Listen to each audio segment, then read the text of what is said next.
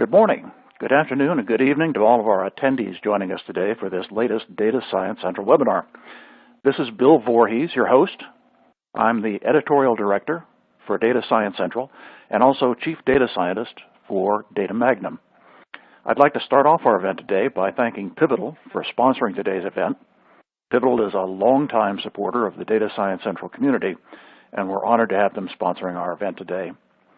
I'd also like to take this opportunity to mention and show our appreciation for some of our other recent sponsors, including Tableau, Microsoft, Hortonworks, Oracle, IBM, and Teradata, to name just a few. These past webinars are available on demand at datasciencecentral.com, and if you haven't had the opportunity to view them, I encourage you to take a look. They provide some very useful insight into a wide variety of topics that are of great interest to our data science community. Today's webinar is entitled, How Data Science is Preventing College Dropouts and Advancing Student Success. And before we begin, I'd like to briefly review the format for today's webinar. Today's event will be an hour long. We have one panelist that I'll introduce in just a minute. There will be a 10 to 15 minute Q&A following the presentation, and this event is being recorded and will be available on datasciencecentral.com in the next few days following today's live event. I'd also like to encourage all of our attendees to provide questions throughout the presentation. We'll be reviewing and presenting them on your behalf during the Q&A portion of today's event. So I'm very pleased to introduce today's speaker, Radhakrishnan. He is a principal data scientist with Pivotal, focused on IT security and fraud detection use cases. His background is in machine learning and signal processing. He helped customers realize business value from data that's stored on top of Pivotal's big data products. Now, Regu received his PhD in electrical engineering from NYU, has authored a book on video summarization, published several journal and conference papers, and has several granted patents in the area of multimedia content analysis. Regu, thanks for being with us today. We're looking forward to your presentation. You know, educational institutions have a wealth of data around student demographics, admissions, academic performance, and more. And in addition to these structured data sources, they also have unstructured data from sources such as student activity on academic discussion forums, campus network access, and ID card usage. And all of these data sources can be brought together in an institutional data lake to predict and influence student behavior, including attendance patterns, academic performance, and time to graduate. So in today's Data Science Central webinar, Regu will discuss a recent collaborative project with a top university in which many data sources were used to build a 360-degree profile of student activity on campus and help predict student success. This session will also provide an overview of the data science pipelines that were developed for training and scoring multiple models in parallel in database. These pipelines are now being used to predict student metrics such as GPA, course grade, and time to graduate, and even as intervention tools to help prevent students from dropping out. So Regu, with that, I'm going to turn it over to you. You can begin as soon as you're ready to go. Good morning, everyone. Thank you, Bill. Thank you, everyone, for joining this webinar.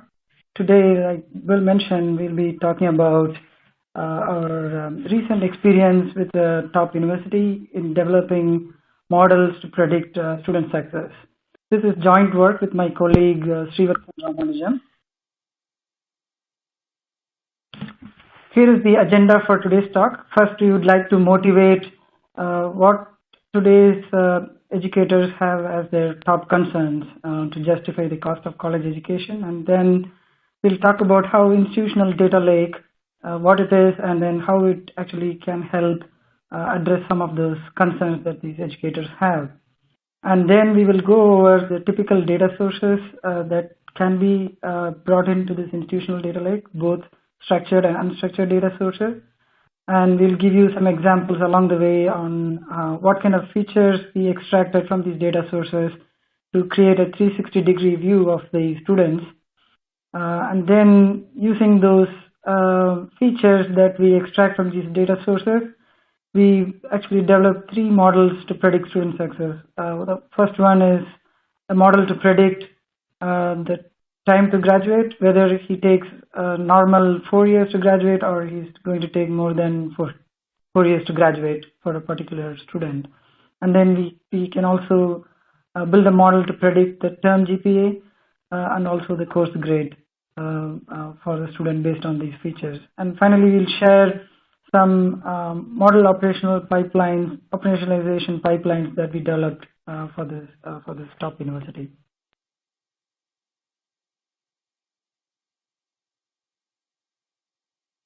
So today, the cost of education has been steeply increasing, and as a consequence, the student debt has also been increasing.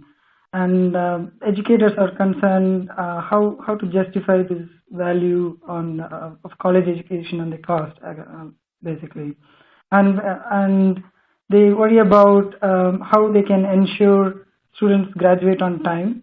If there is some way they can change some levers, introduce some policies, and provide some tools for the students so that they can graduate on time and they don't drop out and eventually get better jobs for their education at their universities. Now let's take a look at how an institutional data lake can help address these concerns. So before what an institutional data lake is basically we bring together certain structured data sources that they've always had, like the demographics data related to admissions and the registration activity, things like that. And some of the unstructured data sources that we have access to are the online forum activity and activity in some learning management system like Blackboard. And we can also bring in card swipe activity that gives us information about what campus facilities are being used at what times. All these structured and unstructured data sources can be brought into a single place in a big data lake, and from these data sources you start to look for certain student behaviors by analyzing this data, and we try to map those behaviors to certain student outcomes like the time to graduate or the GPA. And once we can find a mapping using machine learning methods from these behaviors to the outcomes, then the educators can tweak some policies and tools to positively impact the student outcomes. So that's the idea behind building a institutional data lake to basically help the educators address their concerns and benefit the students in the long run. So once the data is in the institutional data lake, you can apply any type of analytics to address 2 things. One is to further education research. Basically, for example, you can predict the time to graduate or predict dropouts based on the student's activity in the first term itself. So it's not too late to act on it. And then the next thing is, based on these analytic models, you can push data-driven ads to the students on campus.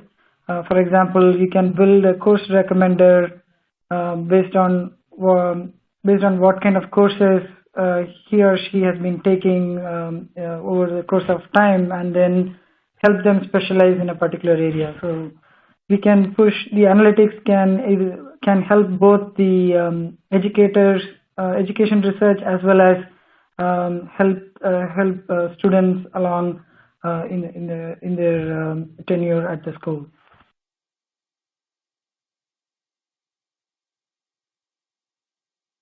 So here is the problem statement we were after when we worked with this top university. So given the data related to a student's activity and their profile, we wanted to predict student success in terms of time to graduate. How quickly is he going to graduate Is he going to take normal 4 years, or is he going to be late on graduation?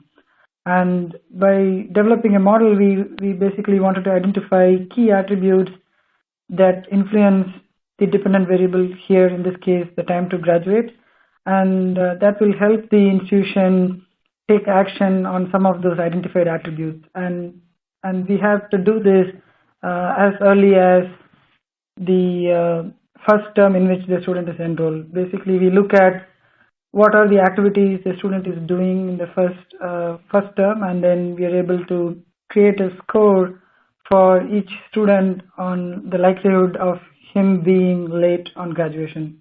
And based on such a score, the university can act on those at-risk students brought out by our model. So our approach is to first create a 360-degree view of the student's activity and profile, and then apply machine learning methods to find a mapping between the features that we've extracted to the dependent variable, that is the time to graduate. And then after we develop the models, we interrogate the models to understand what factors are actually influential in predicting the dependent variable, and how the institute can intervene and help the students. Before I get into the actual method itself, I just wanted to give you an overview of the type of data science tools that are available on top of Pivotal's Big Data Suite and other products that we typically use when we work with customers. This is an eye chart. It has a lot of products that helps the data scientist achieve the end goal. In the next slide, it will become clear how these products come together to build a model and deploy a data science-driven model, a data science-driven app.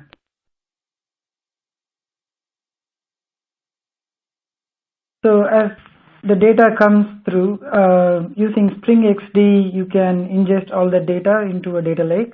And once the data is in, we can either use Hawk, which is Hadoop with query, or Pivotal's Greenplum database to interactively query the data and use it for munging with this big data framework in an interactive fashion. And once you have formulated the problem, then you can use a bunch of modeling tools that are available on top of Pivotal's big data products, both Greenplum database and Hawk, such as MADlib. MADlib is our library for scalable in-database machine learning. A lot of algorithms have been built on top of this, and we typically use many of the algorithms that are built in to train our models. Our platform is also flexible in that we can use the latest R and statistical packages in R and Python using the procedural languages, which we refer to as PLX, and also we have a Spark available on top of Pivotal Hadoop. Once the model is built, then we can use the trained model to score incoming data, and that can be consumed by an app that can be deployed on top of Pivotal's Cloud Foundry. I hope that kind of puts in place how these different Pivotal products come together in order to build a model and as well as deploy to an app that can be hosted on Cloud Foundry. So this is again more information on how our platform is flexible to let data scientists use the latest packages in Python or whatever language it may be, as long as the interpreter or the VM for language X is installed on each of the segment nodes or data nodes in the cluster. Then you're able to push computation to those nodes that are specified in terms of Python functions or R functions, and it works on each of the data that is available on each of the segments. I already talked about MADlib. The latest news is that MADlib is now open source and is part of Apache Software Foundation as an incubator project. and you could take a look and see how you can contribute as well. It has about 30 or more algorithms, both supervised and unsupervised. Many of the state-of-the-art machine learning algorithms are already available, and we are currently focusing on improving the usability, adding the basic metrics functions and things like that.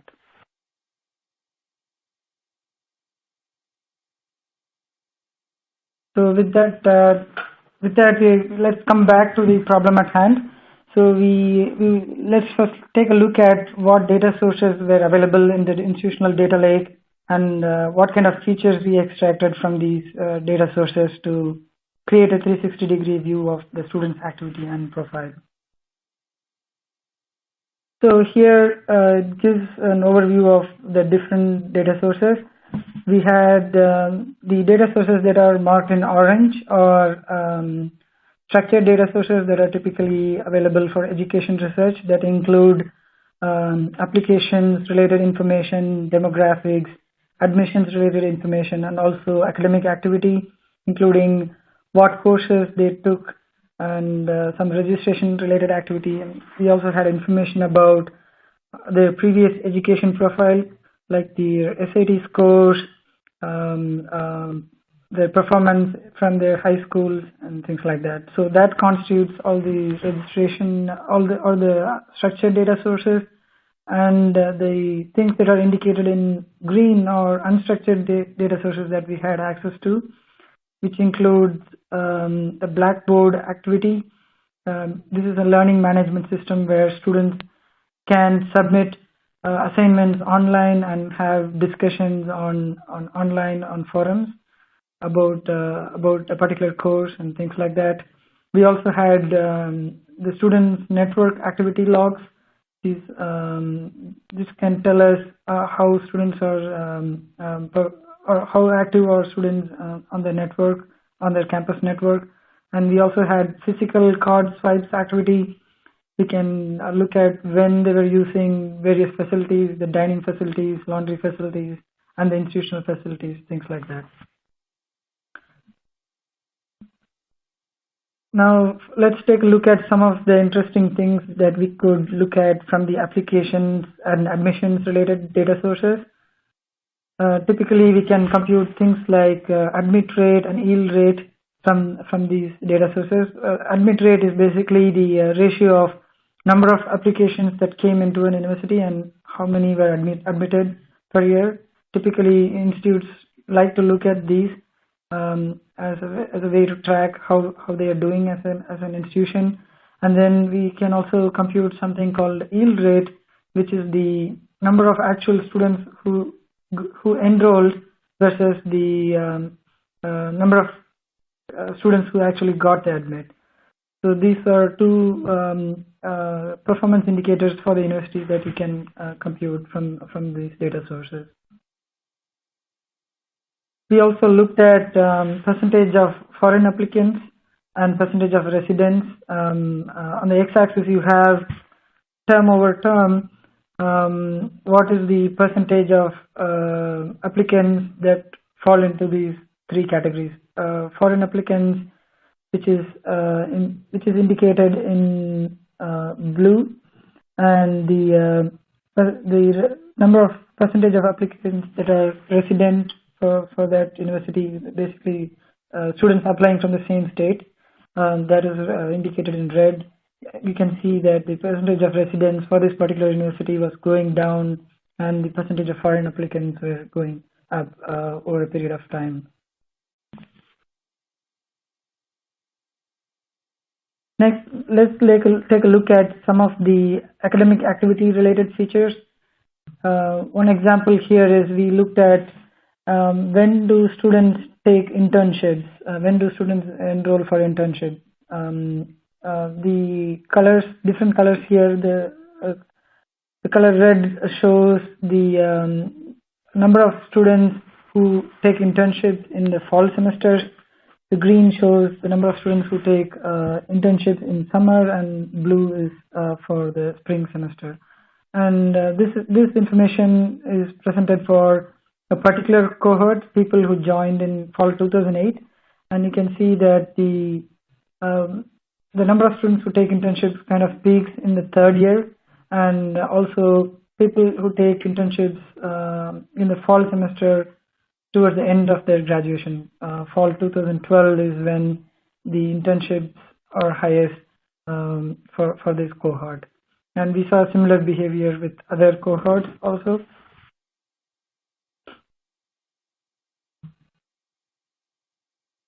Then we looked into the changes in enrollment info, basically how many times a student change something about their major or program or college, and that would impact when they actually graduate. So you see a box plot of how many changes a student has made for different groups. The rightmost shows the number of changes made by a normal group of students, people who graduate on time, and the one that is shown in red is for the students who graduated late. And you can see that these students tend to change something about their program or major in the first 1 or 2 terms, and the later they make these changes, it can impact their time to graduate. We also had looked at this information for the group of students who dropped out, which is indicated in blue, and the color green represents students who did not drop out, but they are basically enrolled but not haven't graduated yet. So they are likely to be late, but we don't know more information about that. So we are going to track the features for these 4 groups of students as we go along and see how each feature provides value towards discriminating these 4 classes. We can also look at when they actually make these changes. There is some separation for these 4 classes when we look at when they actually make changes to their major or program or college.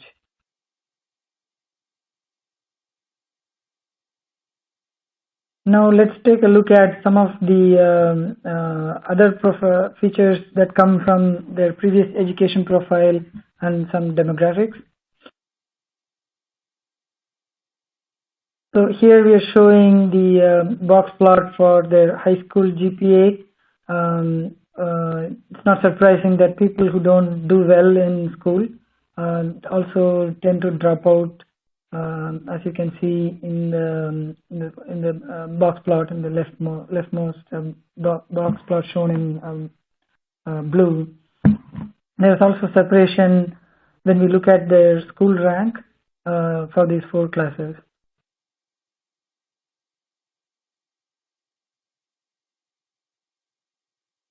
Oh, I forgot to mention that we found that female students tend to graduate on time, are more likely to graduate on time than male students.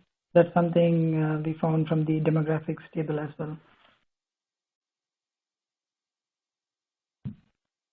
Now let's take a look at some of the unstructured data sources that we use to extract features. The first one is the from the learning management system that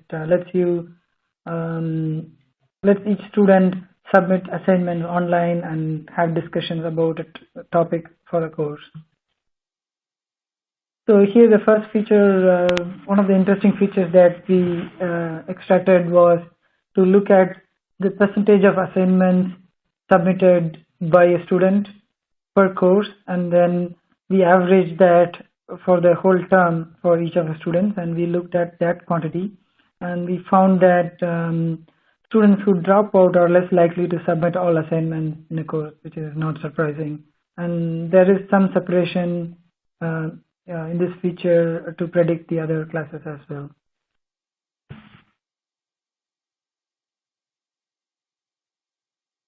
The next thing we looked at is how quickly do students submit their assignments. Do they wait until the last minute to submit the assignments? We were able to compute this quantity as well for all the assignments that are being submitted online in this learning management system, and that provides some weak signal between to discriminate these 4 classes.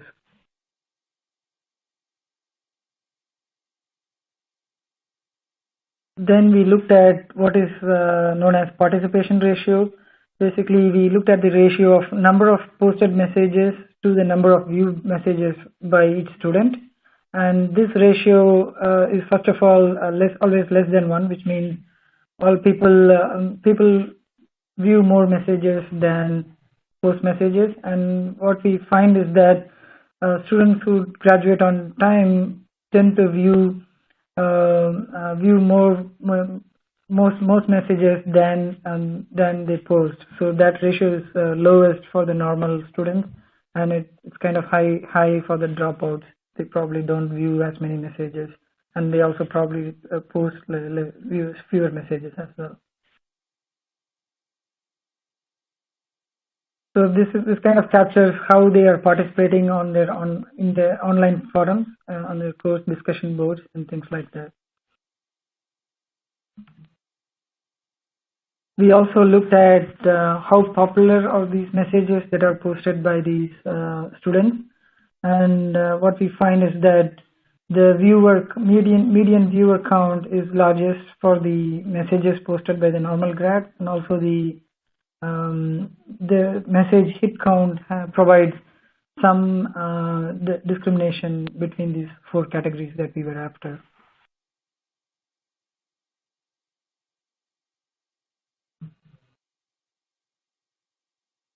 The next set of unstructured data that we looked at was trying to see what kind of how active the students were in the campus Wi-Fi network or internet, and we found that incomplete and late grads were using the network more than the others, maybe, and also in some cases we found they were active during the class itself, so which is not an ideal thing.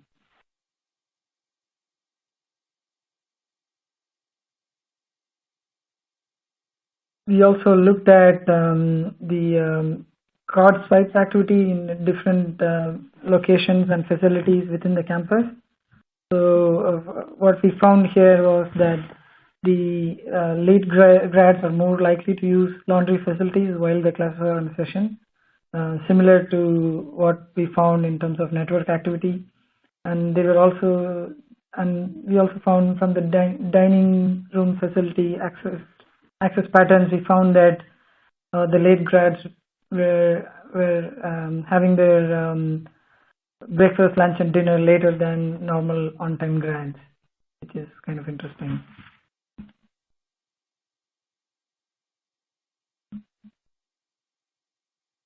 Now let's look at how we brought together all these different features that we extracted from various data sources to create these models.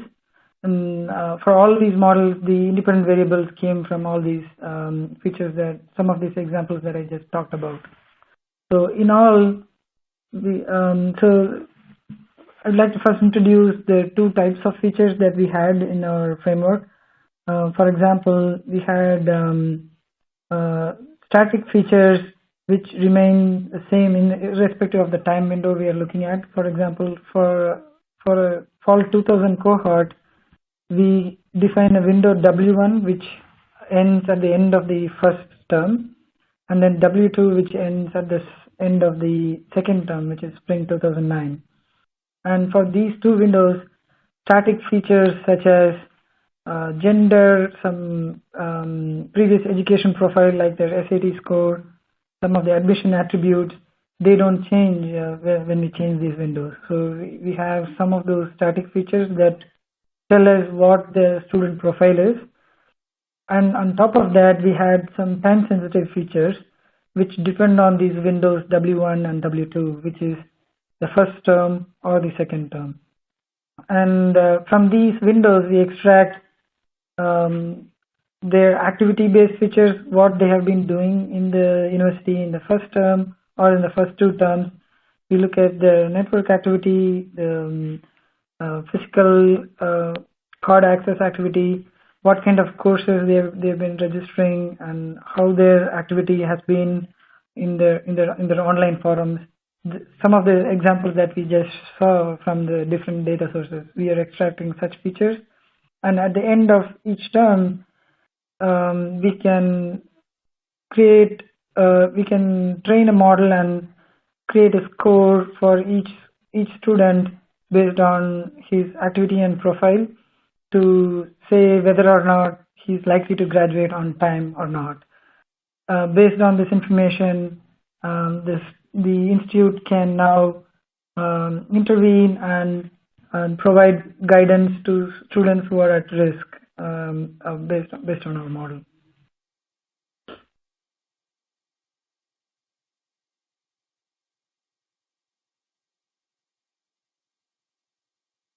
So we extracted three, like I mentioned, we had the static features. We had 50 features of those type, and then we had about 115 time-sensitive features, and then we extracted about 110 features from the card swipes and the network logs. Basically, we were looking at the number of sessions each hour of the day and each day of the week. So these features were first extracted for the first term or the first two terms, and then we had these 4 groups of students, including people who graduated on time. Those are normal students who took less than 4 years, 3 or 4 years to graduate, and then people who graduated late, who took more than 4 years for their graduation, and people who dropped out before graduating, and then the people who were incomplete. They didn't actually drop out, but they are still in the system but haven't enrolled back, so they are incomplete students. We had these 4 groups and these set of features, and we were able to build, using the same independent variable, we were able to build three different models. One is the time to graduate that I just described, and then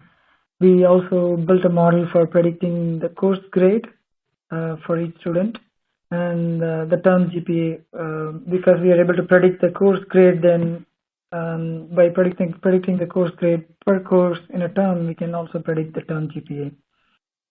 We tried a bunch of different algorithms, including logistic regression, which is not an ensemble method, but the other 3 methods that we tried, AdaBoost and Random Forest from Scikit-learn, where or ensemble methods, and then we tried something called Extreme Gradient Boost, which is a variant of AdaBoost, and it has been recently popular in all the Kaggle competitions in winning in getting the best performing model for a particular problem. So we tried all these 4 models for a problem at hand, and we found that the XGBoost model performed the best, and the Random Forest and AdaBoost were close second, and logistic regression, because it's not an ensemble model, did not perform as well.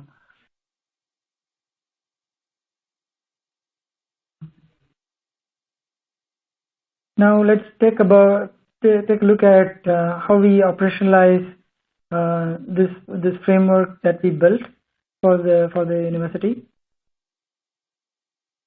So on the left, you see the different structured and unstructured data sources, and using the feature generation code that is mainly SQL that's written on top of Greenfilm database or Pivotal Hawk, we extracted 3 groups of features: the static features, the time-sensitive features, and the cards and network logs based features.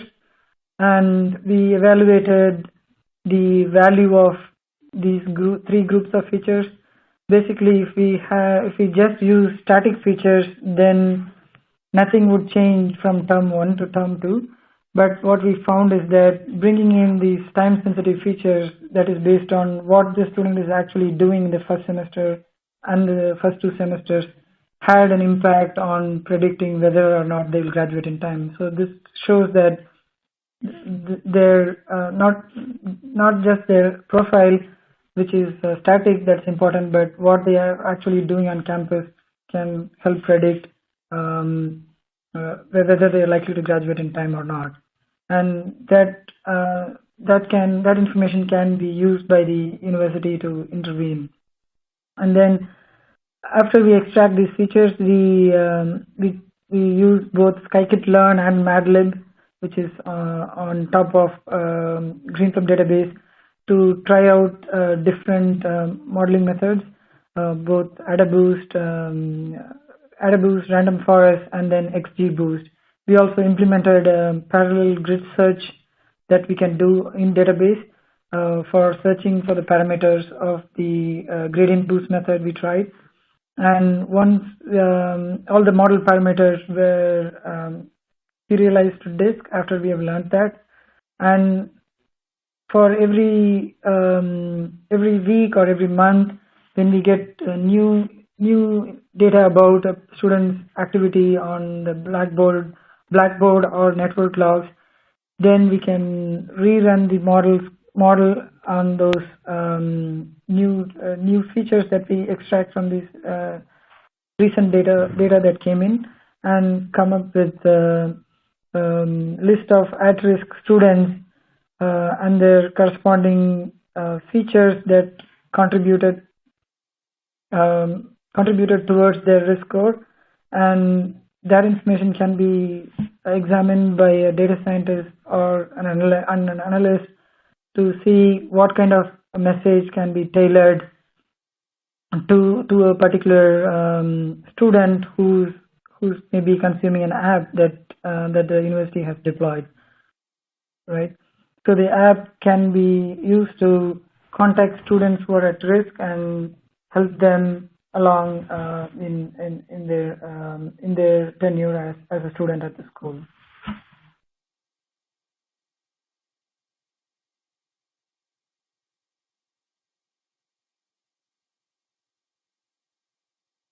So in this slide, I'm showing some information about how we implemented in database parallel grid search for finding the optimal parameters for the XGBoost algorithm using PL Python.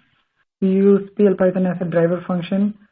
To the way it was implemented is the training data set was basically converted into a pandas data frame and serialized, and then once the pandas data frame is serialized, it can be distributed to all the segments or data nodes in the Greenplum database.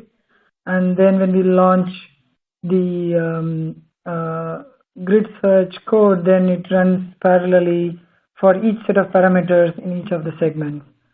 So the model learning is happening in parallel for each set of parameters, and so we can quickly find the optimal parameters for XGBoost in this way.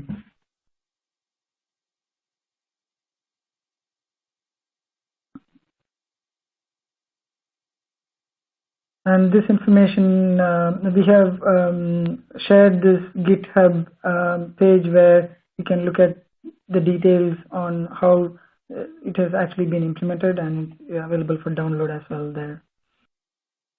That brings me to the conclusion. So we showed how we built an institutional data lake for our top university to serve as a platform for both educational research and for building data-driven apps for predicting student success and help the students along. And we reviewed the various typical data sources that are available, both structured and unstructured data sources that are available on top of this institutional data lake that we built for the university. And we showed some interesting features that make up our student 360-degree view of both their activity and profile. And using some open source and scalable data science toolkits, we were able to build 3 different models using the same set of independent features to predict their time to graduate, their course grade for a particular term, and also their term GPA. And we set up a pipeline for operationalizing our models so that they can be consumed by a data-driven smartphone app that the university can then rely on to contact at-risk students and help them along as they may be at risk at dropout or at risk at graduating late. With that, I would like to pass it to Bill. These are some of the blogs that the Pivotal Data Science team frequently writes about many such use cases that we do with customers to help their particular use case on top of our platform. So you can take a look at this after when you have some time. Thank you. Thank you, Bill. Pass it over to you. Regu, thanks for that excellent presentation. It was really interesting. We'll get started with today's Q&A session, and I want to thank the audience for their participation. We've had a lot of questions that have come in during this presentation, and we'll do our best to get through all of them in the time remaining. So during this Q&A session, I'll leave up this screen, which has contact information for Regu, if you'd like to contact him directly following today's webinar. So let's get started. Regu, it appears that there are at least 3 different audiences on the college campus consuming this. There are obviously administrators and counselors and the students themselves. Can you give some examples of how they're consuming that and using that data, and whether or not their attitude toward these new scoring methods is pessimistic or accepting? Yes, thank you, Bill. That's a good question. So let me go to this slide to talk about the way the model is actually consumed. Like I mentioned earlier, we are looking at the students' activity in terms of what they are doing regarding the course, assignment submission, and things like that. So all these things are contributing towards whether they are likely to graduate in time or not. So let's say we deploy the time to graduate model as part of an app that can be downloaded by students on campus. Then what happens is, based on their activity, say every month, the administrators or the educators get a list of at-risk students whose activity is triggering the model to say that they are likely to graduate in time, not likely to graduate in time, and the administrators can then contact those students through the app and suggest some things that they can change about their behavior. They may say, okay, do you need any help to submit your assignments on time? Do you need some reading group? They may even suggest some social ways for them to form reading groups and help them along for their assignments, things like that. I hope that answers the question. Oh, the other part of the question is whether this was viewed as in a favorable way by the administrators. What we found was that the administrators really like this kind of output, because now they can intervene a student before it's too late, because these models are generating risk scores every month, so they're able to intervene earlier to help students that need help. So they view it favorably. That's excellent. And did I hear you correctly saying that the models are run monthly, so that we can tell, say, within a term as opposed to between terms, whether or not a student is in trouble? So when we delivered, we gave them the option. They are still figuring out at what scale they are going to run, time scale they are going to run at. We told them they could run every month or every term. It basically depends on how frequently they are refreshing their data lake with their recent activity. Mm-hmm. So that is to be seen. Mm-hmm. I understand. Thank you. The audience is obviously very interested to know whether or not this model translates easily to other educational institutions? Do you think the features that you've identified are common amongst institutions, or is this something that needs to be heavily customized moving from school to school? I think that's a very good question. There were many generic features like demographics and students' activity-related features. There are a fair number of features that are very common, I think, to many other institutions. That being said, there may be something that we can do to customize for each of the other institutions, depending on what data sources we have. Many of these data sources, I believe, are also available in other institutions. Maybe they have a different learning management system other than Blackboard. In that case, we'll have to look at that data source and bring some features to bear from the new data source that we see. But mostly, I would say 80% of the features should translate to other universities that are interested in doing such a thing. Yeah, I bet that's true. Now, when you did this project, did you have a real wealth of historical data? Did you draw on a lot of historical data? And I guess the converse of that is, what happens if you don't have a lot of historical data to try and build this at another university? Yeah, in this case, we had close to 7 years worth of data. That is how we were able to actually see, going back to fall 2008, we were able to see how long a particular student cohort is taking to graduate, right? In order to build a dependent variable, we needed to have a lot of history. We didn't use, we wanted to predict whether he is likely to graduate or not within the first 1 or 2 terms. So in that sense, even though we had a lot of history, we only used minimum information for it to be useful, right? We wanted to be able to predict just based on the activity in the first term or the first 2 terms as soon as possible. I understand. About the project itself, can you tell us how long this project took to complete? And some of the members of the audience are interested about the number and types of data scientists that you used on the project. I think the issue is that they're surprised at the variety of skills that are necessary and wondering whether or not all the members of the team had all the skills, or whether or not you used specialized data scientists and leveraged the skills of the team. Yeah, that's a good question as well. So we had 2 data scientists from Pivotal, that is Srivatsan, Watson, and myself. We worked with 2 data scientists from the university. They had 2 data scientists who were closely working with us. They were very familiar with the domain, what data sources, what they had some intuition for some of the features, and we knew the platform and Pivotal stack very well.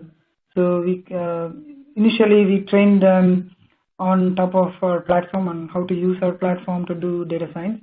And towards the end of it, actually, some of the models were actually built by their data scientists. We focused on the time to graduate model, and they took the same features and built the other 2 models, the course grade prediction and the time to grad and the term GPA prediction model were built by their own data scientists. So by the end of 3-month period, they were fully versed with our stack and how to run machine learning on top of our stack. And so it was a very enriching experience for us as well to work with them and learn the domain from them.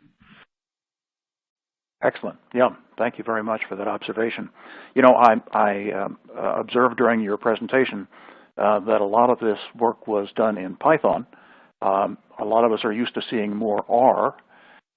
Can you talk to the issue of why you selected Python, and does the platform that you built support R?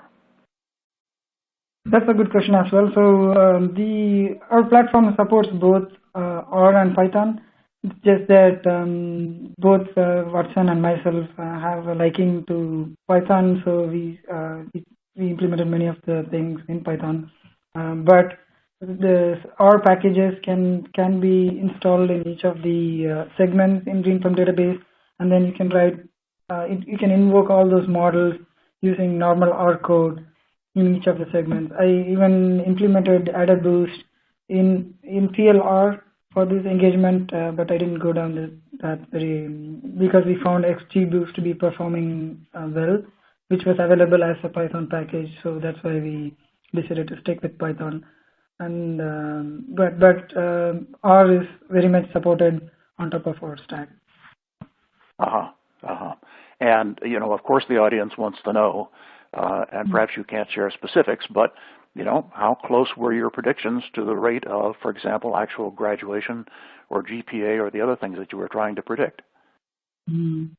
Yeah, the university that we were working with for this, they didn't want to share the exact numbers, but it suffices to say that they were excited by looking at the numbers that we're getting, and that's why they are currently working on operationalizing this model. So we did get good accuracy in predicting late graduates based on their activity in the first term itself. Well, it's exciting to know that this was successful. One of the things I expect you ran into were privacy issues. How were those raised and how were they addressed? Yeah, that was one of the things that came up early on in the project when the data was being loaded. There were some federal regulations that we cannot see information, so the data was basically anonymized before it was loaded into our environment. So that way we preserved the privacy of the student. That came up very early on when we actually talked about bringing all the data sources into our data lake. Yeah. And regarding specific techniques, one member of the audience asked whether or not you did any unsupervised clustering and were the clusters meaningful, and another audience member asked about social network analysis. I know you had limited time, but were those things you considered or looked at? So unsupervised clustering was something we had done in an engagement prior to this actual engagement with the university. There they just wanted to see what are some consistent groups based on the features. There was no dependent variable at that time. So we just wanted to, we created this 360-degree profile of the students and then ran a clustering algorithm on top of it and discovered different behaviors of students who naturally came together as clusters, and then we were able to show some consistent behaviors, and then that's when we realized that these behaviors can be tied to outcomes that the university cares about, and build a model to map the behaviors to some outcomes. And with regard to social network analysis, we didn't have time to explore that, but I think that is an interesting angle because sometimes we can create a network based on how students are taking courses together, how they go to places together, and try to see if there is any correlation in terms of whether if a group performs well, then it's because of the nearest neighbors in that group. Things like that. We did brainstorm about those things, but didn't have time to implement that. Right. Well, Regu, thank you so much for telling us so much about this really exciting project applying data science to education, which I think is probably one of the first to exist. Those were great answers to some very good questions. So for those of you that asked questions that weren't answered today, we'll be sending all the unanswered questions to Regu and the Pivotal team so they can follow up with you after today's webinar. I have just a few quick announcements. Please mark your calendars for November 24th, and that's our next Data Science Central webinar, Best Vet Engineering for SQL on Hadoop. And that's going to be sponsored by Teradata and Hortonworks. Also, today's webinar will be available on demand for viewing later today, and you can find it on the home page of datasciencecentral.com in the webinar tab that's located at the top of the page. Well, this brings today's webinar to a close. I'd like to thank our audience for their attendance and thoughtful questions, and a special thanks again for Pivotal and their sponsorship, and our speaker today, Radhakrishnan, for his insight into today's topic. My name is Bill Vorhies. I'm very pleased to have been your host for today's event. I look forward to seeing you all again on November 24th. Have a great day.